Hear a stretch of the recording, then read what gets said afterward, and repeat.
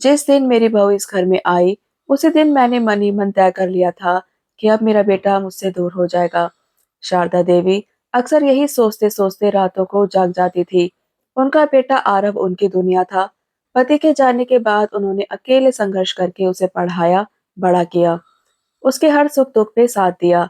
जब आरव की शादी आर्या से हुई तो घर में रौनक तो बढ़ी, पर शारदा देवी के मन में एक अनकहा डर भी जन्म ले चुका था।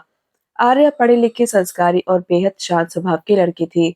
वह सुबह सबसे पहले उठती, पूजा करती, रसोई संभालती और सास के पैर छूकर दिन की शुरुआत करती।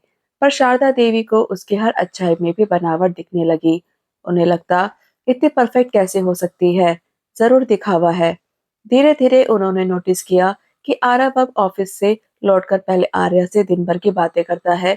कभी कभी दोनों हंसते हुए कमरे में चले जाते हैं। शारदा देवी के कानों में वह हंसी चुभने लगी। एक शाम उन्होंने देखा कि आर्या किसी से फोन पर धीरे धीरे बात कर रही है और उन्हें देखते ही कॉल काट दिया। बस वही पल था जब उनके मन का वहम सच का रूप लेने लगा। ये जरूर मेरे खिलाफ कुछ साजिश कर रही है। अगले ही दिन से तानों की शुरुआत हो गई। आजकल की बहुएं घर तोड़ने आती हैं। कुछ लोग सामने मीठा बोलते हैं, पीछे खेल खेलते हैं। आर्या समझती थी कि बात उसी के ऊपर है, पर उसने चुप्पी का ही जवाब बनाया। वह हर रोज सास की दवाइयां समय पर देती, उनके घुटनों में तेल की मालिश करती, उनके पसंद का हलवा बनाती, पर शारदा देवी का दिल नहीं पिघलता। एक दिन पड़ोसन ने आकर कान भरे, बहन जी, मैंने आपकी बहू को ज्वेलर्स की दुकान पर देखा था, पता नहीं क्या चल रहा है। अब तो शारदा देवी का शक और गहरा हो गया। उन्होंने बिना पूछे आरव से कहा, तुम्हारी पत्नी घर के पैसों का हिसाब छुपा रही है। आरव ने हंसकर बात टाल दी, पर उनके दिल में दरार और बढ़ गई। घर का माहौल भारी रहने लगा। आर्या ने कई बार कोशिश की कि सास से खुलकर बात करे, पर हर बार उसे ठंडी दीवार मिली। फिर आया वह दिन जिसने सब बदल दिया। रात के करीब 2 बजे शारदा देवी की तबीयत अचानक बिगड़ गई। तेज सीने में दर्द, पसीना, सांस लेने में तकलीफ। आरव ऑफिस टूर से शहर से बाहर था। पूरे घर में अफरा तफरी मच गई। आर्या ने बिना एक पल गवाए एम्बुलेंस बुलाई, सास को संभालते हुए अस्पताल ले गई। डॉक्टर ने कहा, अगर आधा घंटा और देर हो जाती तो हालत और गंभीर हो सकती थी। पूरी रात आर्या अस्पताल के बेंच पर बैठी रही, बार बार भगवान से प्रार्थना करती रही। जब पैसों की जरूरत पड़ी तो उसने बिना सोचे अपनी शादी के कंगन उतार दिए। सुबह जब शारदा देवी को होश आया, उन्होंने देखा उनके सिरहारे वही लड़की बैठी थी जिनकी नीयत पे वह शक कर रही थी। आंखों में नींद नहीं, चेहरे पर थकान, पर हाथ मजबूती से उनका हाथ थामे हुए। तभी डॉक्टर ने मुस्कुराकर कहा, आपकी बहू ने बहुत हिम्मत दिखाई, सही समय पर लेकर आई, वरना।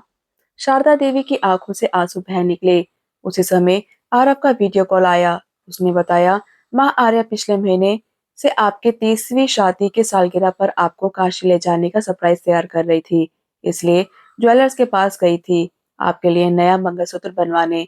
यह सुनते ही शारदा देवी का सिर शर्म से झुक गया। उन्हें याद आया कैसे उन्होंने हर मुस्कान में शक देखा, हर चुप्पी में चाल समझी। अस्पताल के कमरे में उन्होंने कांपते हाथों से आर्या के चेहरा छुआ और कहा, बेटी, मैंने तुझे कभी समझने की कोशिश ही नहीं की, अपने डर को सच मान बैठी।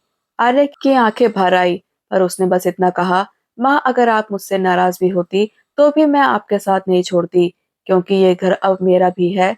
उस दिन के बाद घर का माहौल बदल गया। शारदा देवी ने पड़ोसन से साफ कहा, रिश्ते कानों से नहीं, दिल से समझे जाते हैं। उन्होंने खुद सबके सामने बहू की तारीफ की। अब जब भी कोई उनसे पूछता, नई बहू कैसी है, तो वो मुस्कुरा कर कहती, बहू नहीं, मेरी बेटी है। बहम ने तो जो दीवार खड़ी की थी, सच्चाई और त्याग ने उसे गिरा दिया। इस कहानी की सीख साफ है, कभी कभी हमारे डर हमारे अपनों को हमसे दूर कर देते हैं, लेकिन भरोसा और समझ रिश्तों को फिर से जोड़ सकते हैं, क्योंकि शक से घर टूटते हैं और विश्वास से घर बनते हैं। तो दोस्तों, अगर कहानी पसंद आई हो तो मेरे चैनल को लाइक, शेयर और सब्सक्राइब जरूर करें। मिलते हैं कल अपनी एक और नई कहानी के साथ।